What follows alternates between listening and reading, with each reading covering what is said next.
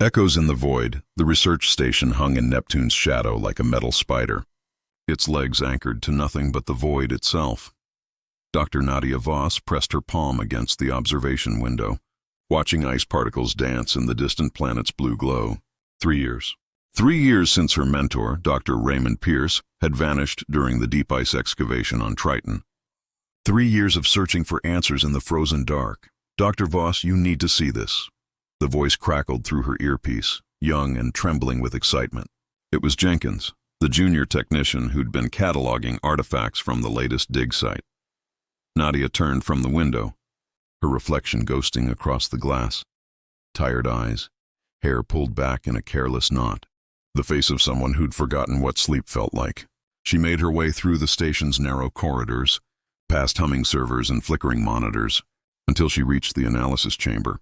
Captain James Holloway stood beside Jenkins, his military uniform crisp despite months in deep space.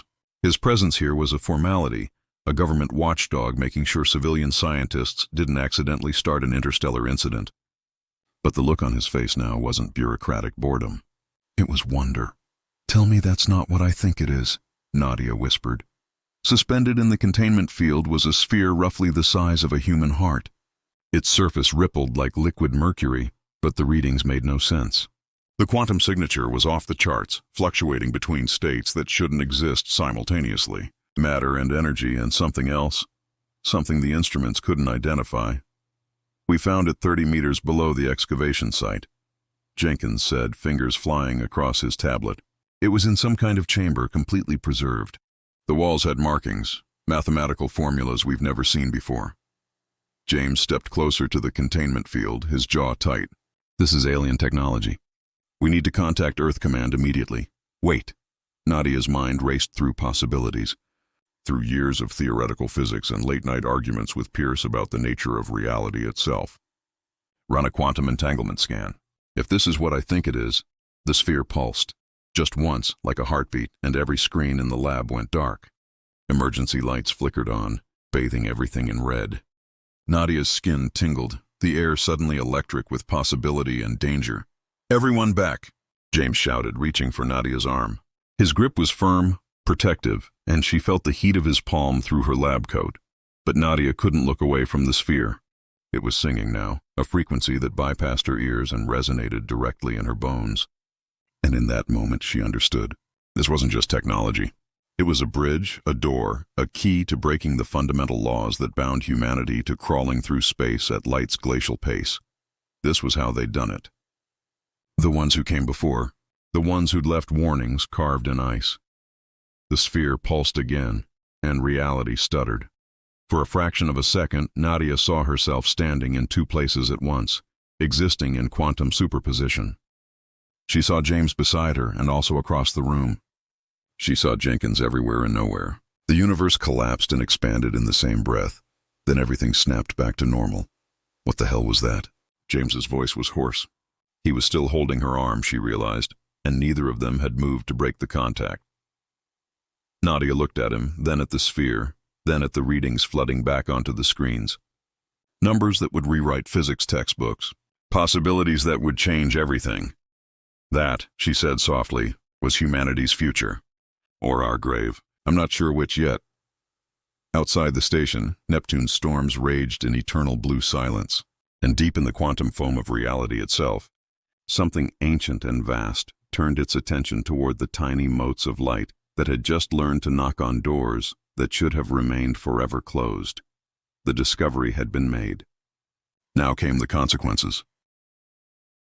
Ripples through reality, the research vessel, Meridian cut through space like a blade through silk, its quantum drive humming with barely contained power.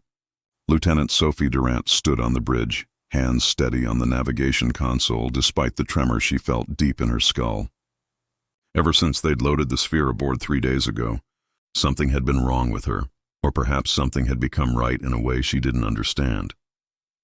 "Coordinates locked for the testing zone," she reported, her voice professional despite the migraine building behind her eyes. "ETA 47 hours. Captain James Holloway acknowledged with a nod. But his attention was on Dr. Voss, who hadn't left the laboratory deck since departure. The woman was obsessed, running tests around the clock, barely eating. James had started bringing her meals personally, staying to make sure she consumed something other than coffee and determination. Sophie's console flickered. For a heartbeat, she saw coordinates that weren't there, a location in space that existed and didn't exist, folded into dimensions her instruments couldn't measure. Her fingers moved without conscious thought, logging the phantom numbers into a private file. "Lieutenant, are you all right?" She turned to find Dr. Marcus Webb watching her with clinical concern. The neurologist had been studying the crew for routine health monitoring, but Sophie knew the truth. He was checking for side effects, for contamination, for whatever the sphere might be doing to their minds. "Fine, doctor. Just tired. Your pupils are dilated. You're experiencing temporal displacement perception, aren't you? Seeing things slightly before they happen?" Sophie's throat tightened. She hadn't told anyone about the visions, about how she sometimes saw the captain walking through a door seconds before he actually did, or heard conversations that hadn't occurred yet echoing in her memory. "It's nothing I can't handle." Webb made a note on his tablet. That's what Dr. Pierce said. 3 days before he vanished. The words hit like ice water. Sophie gripped the edge of her console, forcing herself to breathe. Below them, 7 decks down, the sphere pulsed in its containment field. She felt it like a second heartbeat, synchronizing with her own. Later, during her off shift, Sophie found herself walking to the observation deck. She told herself it was random, but when James appeared in the doorway exactly when she'd known he would, they both understood it was anything but. "You feel it too," she said quietly. It wasn't a question. James crossed the deck, standing close enough that she could feel the warmth radiating from him. Outside the windows, stars stretched into rainbow streaks as the ship maintained faster-than-light travel. "Every time I close my eyes, I see possibilities. Different versions of conversations we haven't had yet. Decisions that branch into 1,000 futures. It's showing us something." "The sphere." Sophie turned to face him, and the space between them felt charged with potential energy. "Not just technology. It's conscious, James. Or it's connected to something conscious." He reached up, his fingers barely grazing her cheek, and she felt the ghost of that touch in 20 different timelines simultaneously. "This is dangerous. Whatever we're opening, I know." She leaned into his hand, the contact grounding her in this timeline, this moment. "But I keep seeing one future over and over, where we don't open it and something worse finds us anyway. At least this way we have a chance." James's other hand found her waist, pulling her closer. They'd been dancing around this attraction since the Neptune station, both too professional to acknowledge it. But quantum mechanics had a way of collapsing possibilities into certainty. "Sophie," he whispered, and then his lips found hers. The kiss was gentle at first, exploratory, but when she pressed closer, it deepened into something desperate. They were two people balancing on the edge of humanity's greatest discovery or its extinction, and in that moment they chose to feel alive. His hands tangled in her hair, her fingers traced the muscles of his back. Time became irrelevant. When they finally broke apart, breathless, Sophie saw the future again. Not possibilities this time, but certainty. She saw James standing before an impossible choice, saw herself connected to machines that would rewrite her neural pathways, saw Dr. Voss screaming as reality tore itself apart. She saw Earth burning. "What is it?" James cupped her face, seeing the horror in her eyes. "We have to stop," she gasped. "We have to turn around." "If we activate that device?" The ship lurched violently. Alarms shrieked through the corridors, red lights pulsing like arterial blood.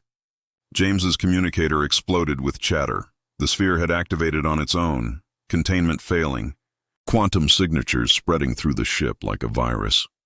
They ran together toward the laboratory deck, but Sophie already knew what they'd find. She'd seen it 1,000 times in the visions the sphere had forced into her mind. Dr. Voss stood before the containment field, arms outstretched, eyes rolled back white. The sphere floated free, pulsing with light that hurt to perceive.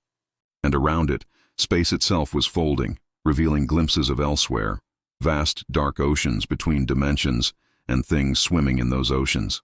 Things that were now very aware humanity existed. "Nadia, step back," James shouted, but Dr. Voss was smiling. "He's here," she whispered. "Raymond is here in the space between spaces. He's been trying to warn us, but I can bring him back. I can—" The sphere exploded outward in a wave of quantum probability.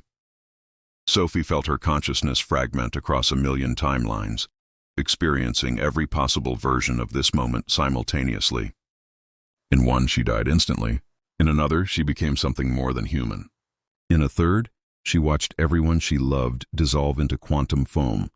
But in this timeline, this single, precious timeline, she grabbed James's hand and screamed the coordinates she'd seen in her vision. The impossible location folded into 11 dimensions. The ship's computer, overwhelmed by the quantum cascade, accepted the numbers, and the meridian jumped, not through normal space, not through any space humans had ever traveled. They moved through the space between spaces, the realm the sphere had opened, the place where the laws of physics were suggestions and consciousness was currency. They moved through the dark ocean. And in the dark ocean, ancient things stirred, drawn by the ripples humanity had just created. When reality solidified again, they were somewhere else. The testing zone coordinates had been abandoned. Instead, they floated before a massive structure, a space station built by hands that were decidedly not human, its architecture impossible and beautiful and terrifying, and they were not alone. Dozens of alien ships surrounded them, weapons charged, their designs unlike anything in Earth's databases. On every screen, the same message appeared in perfect English, somehow translated by technology humanity didn't possess. You have trespassed. You have touched what was forbidden. Now you will answer for it. Sophie collapsed into James's arms, her nose bleeding, quantum visions finally fading to whispers. She'd saved them from immediate destruction, but she'd delivered them somewhere infinitely worse. Dr. Voss lay unconscious on the laboratory floor, the sphere clutched against her chest like a child holding a beloved toy. And in her dreams, she walked hand in hand with her mentor through corridors of folded space, while he tried desperately to explain why they needed to destroy what they'd found, before it was too late, before the things in the dark came home. First Contact's Shadow. The space station was called Threshold, and it had been built 10,000 years before humanity discovered fire. Ambassador Kira Tanaka learned this within the first 5 minutes of what could only loosely be called negotiations. The second thing she learned was that they were prisoners, not guests. And the distinction mattered greatly to the 17 species currently deliberating their fate. You understand the gravity of your situation? The voice came from a being that resembled a mantis, crossed with shadow, all chitinous angles and too many joints. This was Commander Vorath of the Koshani Collective, and his species had been guarding Threshold for 3 millennia. Kira sat alone at a table designed for bodies very different from hers, acutely aware that James and his security team waited outside, weapons confiscated. The rest of the Meridian's crew remained aboard their ship, surrounded by enough firepower to vaporize a small moon. I understand we've caused concern, Kira said carefully, but I assure you we didn't know this place existed. We found an artifact and the pulse key. Vorath's mandibles clicked in what might have been agitation or laughter. Of course you found one. Your kind always does. Young species, barely crawling from your gravity well, stumbling across weapons left behind by the architects. Weapons? Kira's stomach dropped. We thought it was a propulsion technology. It is. And nuclear fission is just a way to generate electricity. Vorath leaned forward, his multifaceted eyes reflecting her image 100 times over. Tell me, Ambassador, what do you know of the space between spaces? Kira thought of Sophie's visions, of Dr. Voss's obsession, of the impossible journey that had brought them here. Very little. We've theorized about quantum foam, about dimensions beyond our perception, but there are older things than your theories, Ambassador Tanaka.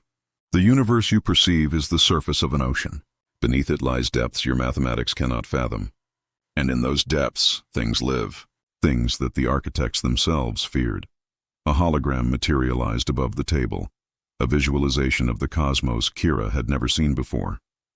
Galaxies clustered like cells in tissue, and between them, threading through the dark matter like mycelium through soil, were pathways.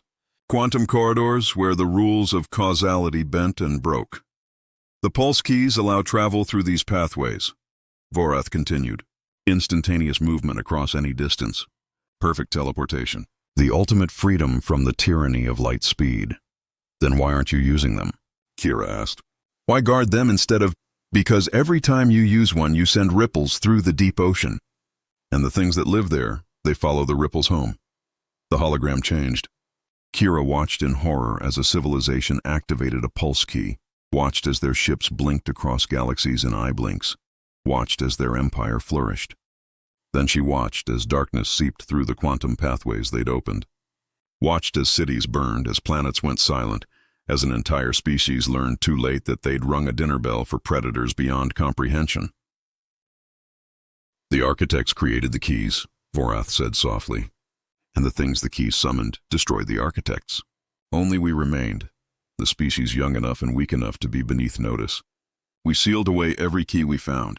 We built Threshold as a warning and a prison. For 10,000 years the deep ocean has been quiet. Kira's hands trembled. Until we rang the bell. Until you rang the bell. Silence fell, broken only by the station's ambient hum.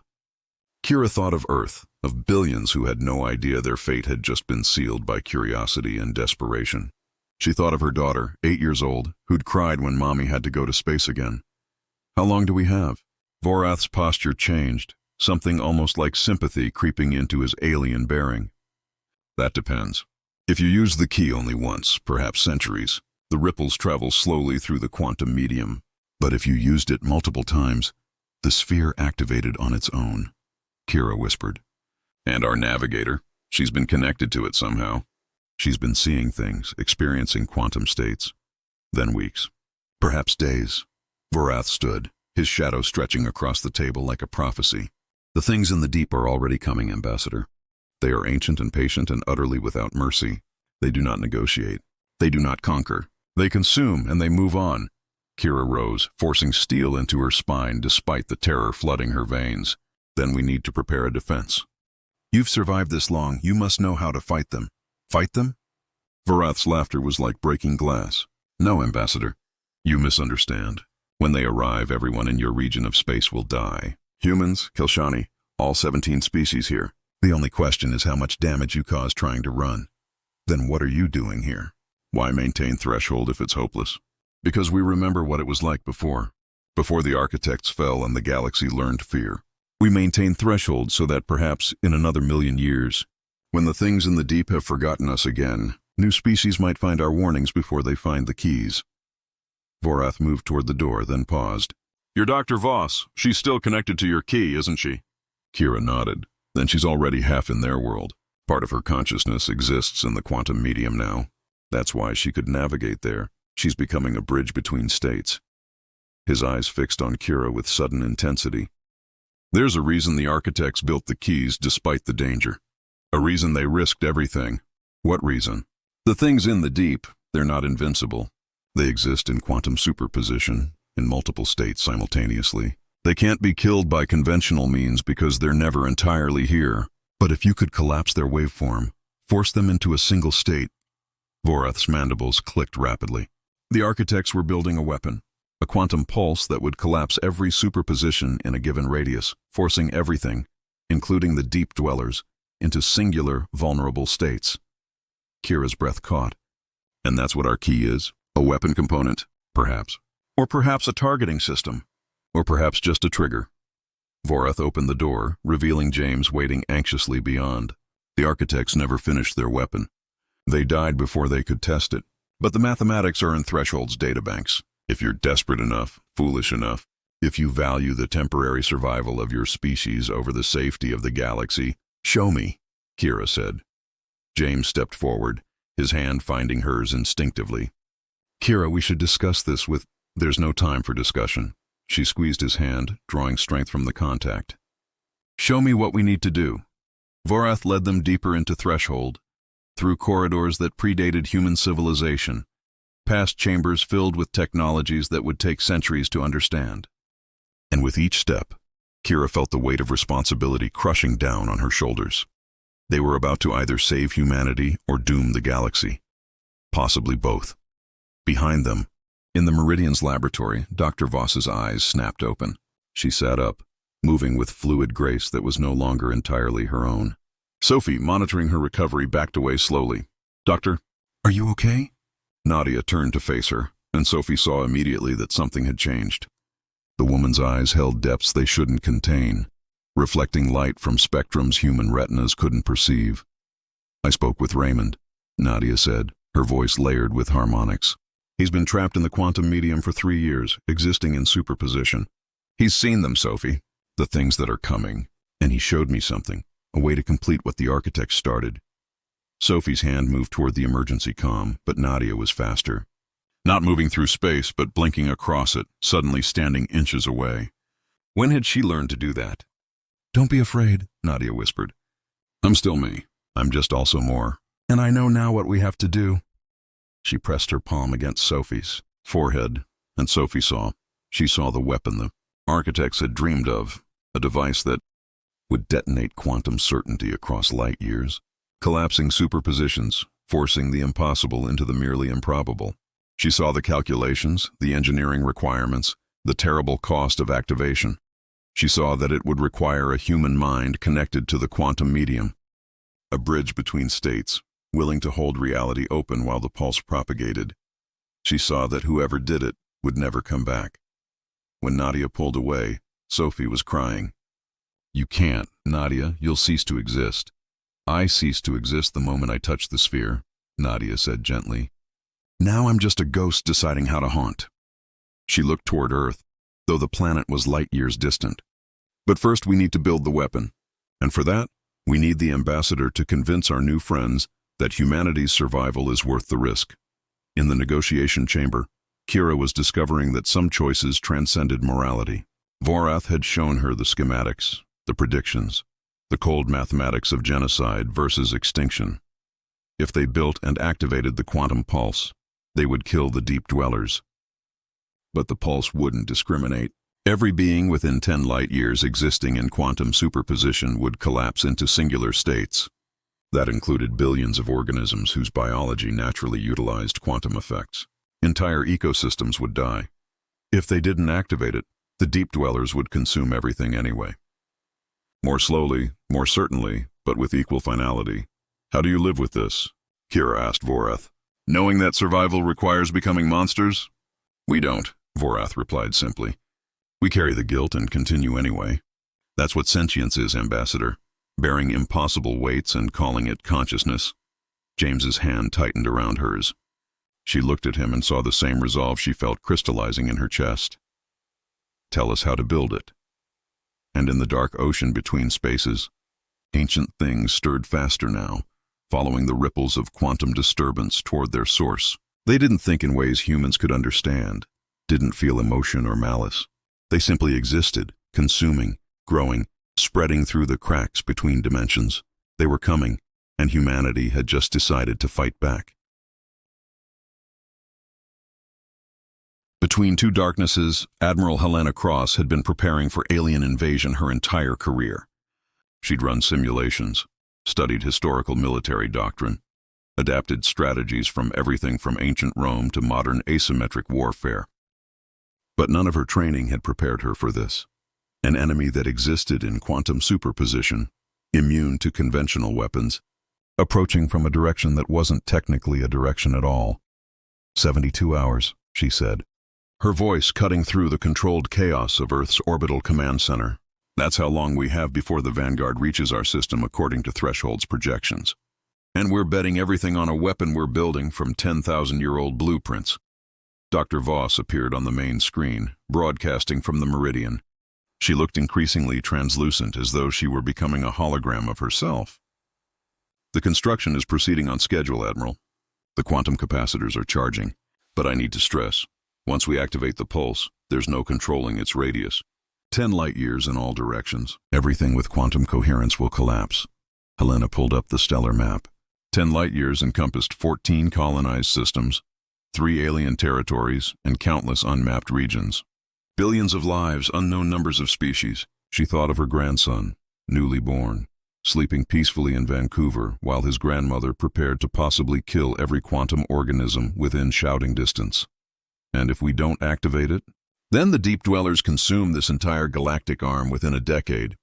Slowly, methodically, perfectly. The choice was genocide or extinction. Helena had made difficult calls before, but this one would define humanity's moral character for whatever brief future they had left. "Ma'am," her tactical officer interrupted. "We're getting reports from the outer colonies. Ships are disappearing. Not destroyed, just gone. like something erased them from reality. "They're here early," Voss said, her voice hollow. "They followed the quantum pathways we opened. They're coming faster than we calculated." Helena's jaw clenched. "How much faster?" "Hours, not days." The command center exploded into activity. Helena barked orders, scrambling defense fleets into position, evacuating inter-system civilians, knowing it was all theater. You couldn't fight something that existed in multiple states simultaneously. You couldn't shoot at probability itself. Aboard the Meridian, Sophie sat beside James in what passed for privacy, a maintenance closet they'd converted into a sanctuary. His arm was around her shoulders.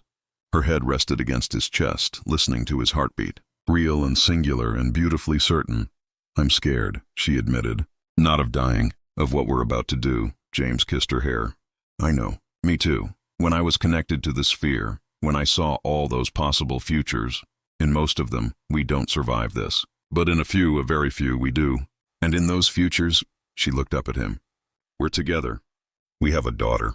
She has your stubborn chin and my ability to see 3 moves ahead." He cupped her face, thumbs brushing away tears she hadn't realized were falling. "Then we fight for that future, even if the odds are impossible." "The odds are always impossible." Sophie kissed him, pouring everything she couldn't say into that contact. Love and fear and desperate hope. His hands tangled in her hair, pulling her closer.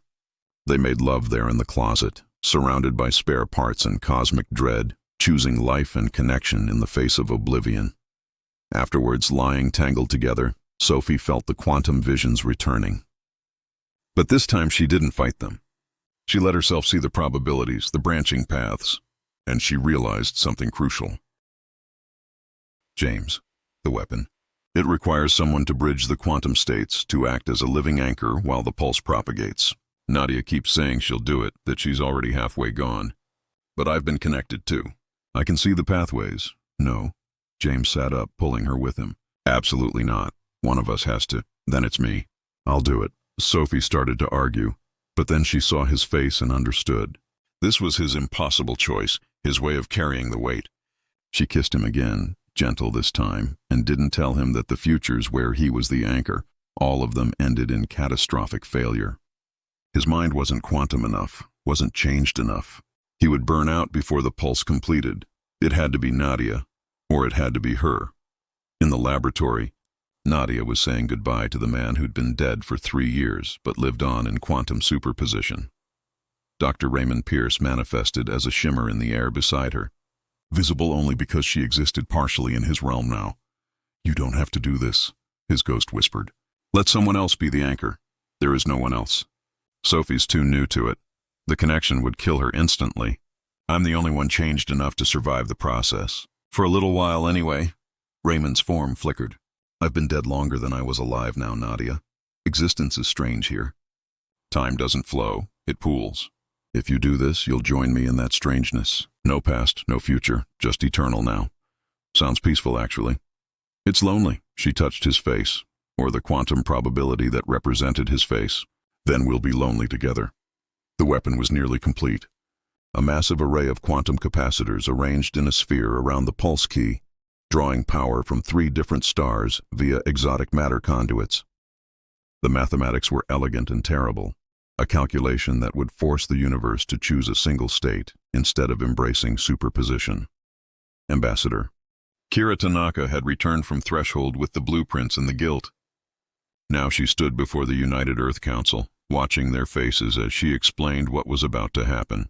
"We will kill billions of organisms," she said simply. "Quantum-based life forms we don't even know exist.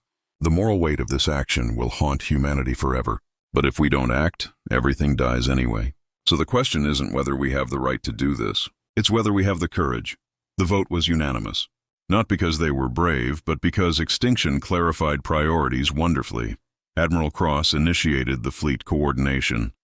Every armed vessel humanity possessed took position around the quantum weapon, forming a defensive perimeter against enemies that could appear anywhere. It was futile, but it was something. Warriors need to feel like warriors, even at the end. Sophie made her choice. She left James sleeping and walked to the laboratory where Nadia was making final preparations. The older woman turned unsurprised. "I knew you'd come." I've seen the probabilities too, Sophie. The futures where I'm the anchor and you survive, they're clearer, more stable. But you also see the ones where I do it, where James lives to meet our daughter. They stared at each other. Two women who'd been changed by touching something ancient, now facing the oldest choice. Whose life matters more? We could flip a coin, Nadia suggested with a sad smile. That feels appropriately quantum. But before they could decide, alarms shrieked through the ship. On every screen the same image appeared, darkness spreading through space like ink through water. The deep dwellers had arrived in force, and they were larger than any projection had suggested. Not creatures, not even organisms. They were entropy given consciousness, void given hunger. They consumed stars and ships and hope with equal indifference. Activate the weapon, Admiral Cross commanded, her voice steady despite watching her fleet dissolve like sugar in acid. Now! Sophie and Nadia looked at each other one last time. Then, moving with perfect synchronization, they both stepped into the quantum field surrounding the pulse key. James woke to find Sophie gone. He ran to the laboratory, but the door was sealed. Through the window he saw both women suspended in impossible light, their bodies flickering between states. He pounded on the door, screaming their names. Sophie turned her head, an action that occurred in 17 different timelines simultaneously, and mouthed 3 words. I love you. Nadia raised her arms. The pulse key blazed with light that shouldn't exist, and the quantum pulse erupted outward at the speed of causality itself, collapsing probabilities, forcing reality to choose. For 10 light years in every direction, the universe became certain. The deep dwellers tried to escape, to slip back into superposition, but there was nowhere to go. The pulse caught them, dragged them into singular existence, and they burned. They burned like stars, like hopes, like every impossible thing forced to become real. They died. But so did everything else that lived in quantum uncertainty. Organisms humans had never discovered vanished from existence. Ecosystems collapsed. Alien species that had naturally existed in superposition were forced into singularity and couldn't survive. Helena watched the readings, watched the casualties climb, and knew that humanity had just committed the largest genocide in recorded history. They'd saved themselves by becoming monsters. When the pulse ended, the Meridian's laboratory was silent. James broke through the door to find Sophie and Nadia collapsed on the floor, barely breathing. Both women were translucent, flickering like bad reception. Sophie. He cradled her, feeling her pulse flutter weak and uncertain. She opened her eyes, eyes that now reflected quantum probabilities. Did it work? You killed them. You saved us. At what cost? She could still see the futures, but they were dimmer now, less certain.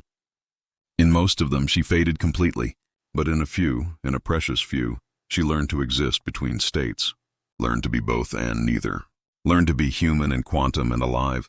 Nadia smiled. Raymond's waiting for me. In the space between. I can feel him. Her body flickered one last time, then she was simply gone, not dead, but translated, existing now as pure probability. Sophie felt herself following, felt the call of the quantum medium. But James's hand was solid and warm and real, anchoring her to this timeline, this state, this life. Stay, he whispered. Please stay. And Sophie, who'd seen 1,000 futures, chose to stay for the one where she got to watch their daughter grow up. Earth survived. The galaxy survived. But it survived changed, aware now that safety required terrible sacrifice. Humanity had saved everyone by becoming the thing they'd feared, users of weapons that broke reality itself. They'd won. But victory tasted like ash and looked like the empty space where Nadia Voss used to be. What waits beyond? 3 months after the pulse, humanity was still counting the cost. The immediate threat was gone. The deep dwellers burned away into quantum certainty and death. But the galaxy was different now. 10 light years of space had been fundamentally altered, forced into singular states, and nobody knew what long-term effects that would have. Sophie stood before the memorial wall in Earth's orbital station, her hand resting on James's shoulder. Her body had stabilized into something between states, not entirely quantum, not entirely classical. She flickered sometimes when stressed, her consciousness briefly existing in multiple locations before collapsing back to one. Doctors called it quantum integration syndrome. Sophie called it the price of survival. 743 species, she said quietly, reading the memorial data. That's how many quantum-based life forms we extinguished. Most of them we'd never even discovered. They just stopped existing when the pulse hit. James pulled her closer, and 6 trillion sentient beings who would have died if we'd done nothing. The math is terrible no matter how you calculate it. Math isn't the problem. Morality is. Sophie looked out at Earth, beautiful and blue and guilty. We saved ourselves by committing genocide. How do we live with that? Carefully, humbly, by remembering what we did and swearing never to do it again. He kissed her temple. And by building the future we fought for. Sophie's hand moved to her stomach, where their daughter was growing. A child conceived in a maintenance closet while the universe burned, born into a galaxy that had learned fear and paid prices too steep to name. She would grow up in a world that knew the edge of extinction and chose life anyway. Admiral Helena Cross had resigned her commission. She stood now before the United Earth Council, giving her final report. The deep dwellers are gone from this region of space, she said, her voice carrying the weight of 3 months without sleep. Threshold Station's long-range sensors confirm it. But they're not extinct. They exist throughout the galaxy, in regions we haven't touched. And they remember. Quantum consciousness doesn't forget. The Council shifted uncomfortably. Are you saying they'll come back? The Prime Minister asked. I'm saying we taught them we can hurt them. We're no longer beneath their notice. We're either potential prey or potential threat. Helena's eyes were cold. We need to decide which one we want to be. A counselor stood. Admiral, surely you're not suggesting we build more quantum weapons. I'm suggesting we prepare for the possibility that we haven't seen the last of them. And next time, we might not have friendly aliens to give us blueprints. On Threshold Station, Commander Vorath watched humanity's broadcasts with something approaching respect. The humans had activated the weapon, paid the price, and survived. More remarkably, they seemed to understand what they'd done, instead of celebrating blindly. Perhaps this species will break the pattern. His second-in-command clicked. Perhaps they'll use their victory as a lesson instead of a license. Perhaps. Vorath wasn't optimistic. In 10,000 years, he'd seen species rise and fall. The ones who survived first contact with the deep dwellers usually became monsters themselves, wielding quantum weapons freely, until something worse came along and taught them humility. But the humans had one thing others hadn't. They'd had someone willing to become the bridge. Dr. Voss existed now in quantum superposition, neither alive nor dead, watching humanity from the space between spaces. And occasionally she interfered. Sophie felt it first. She was in the laboratory, now renamed the Voss Memorial Research Center, when the air shimmered. For a moment Nadia stood beside her, translucent but present. You're still here, Sophie whispered. Everywhere and nowhere. Nadia's voice echoed from 11 dimensions simultaneously. I exist in the quantum medium now, Sophie. I see things. I've traveled the pathways the deep dwellers use. And I've learned something important. What? The architects didn't die because the deep dwellers killed them. They died because they became like the deep dwellers. They used quantum consciousness so much, lived in superposition so completely, that eventually they couldn't exist in singular states anymore. They translated themselves into the quantum medium, thinking it was transcendence. Sophie's blood chilled. But it wasn't. No, they just became prey for things older and hungrier. The deep dwellers we fought, they were the architects, Sophie. Or what the architects became after existing as pure probability for 1,000,000 years. Nadia's form flickered. That's the real danger of quantum technology. Not that it attracts monsters, but that it turns you into one. Then why did you show us how to build the weapon? Why help us if you knew? Because you needed to survive today to worry about tomorrow. And because I'm hoping humanity is wise enough to learn from the architect's mistake. Nadia reached out, her hand passing through Sophie's like cold mist. Don't follow us into the dark, Sophie. Don't use quantum consciousness as a crutch. Stay human, stay real, stay singular. Promise me. I promise. Nadia smiled, and then she was gone, dispersed back into quantum probability. But she left something behind. A data packet, downloaded directly into Sophie's quantum-altered consciousness. Schematics for a quantum barrier, a way to seal Earth's region of space from the deep pathways. It would take decades to build, consume resources on an unprecedented scale, and essentially lock humanity into a 10-light-year bubble. But it would keep them safe. Keep them from using quantum travel as a shortcut. Keep them from following the architects into transcendence and dissolution. Sophie brought the schematics to James, to Admiral Cross, to Ambassador Kira. They studied them in silence. A cage, James said finally. She's suggesting we cage ourselves. For our own protection, Kira added. So we don't become addicted to quantum technology. Helena Cross pulled up a galactic map. But if we seal ourselves off, we're trapped. We can't expand, can't explore. We're prisoners in a 10-light-year cell. Better a small cage than becoming monsters, Sophie said.